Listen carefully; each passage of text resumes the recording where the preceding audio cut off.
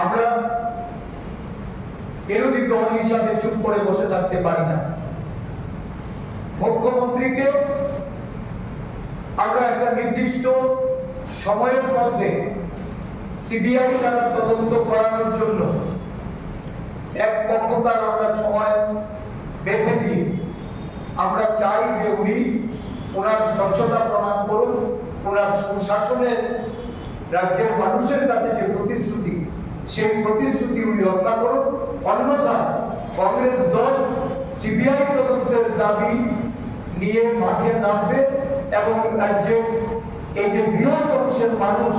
দুর্নীতির কারণে রাজ্যের অর্থনীতি,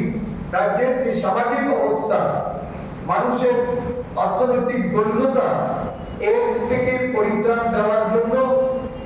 সমগ্র অংশের মানুষকে সঙ্গে নিয়ে আমরা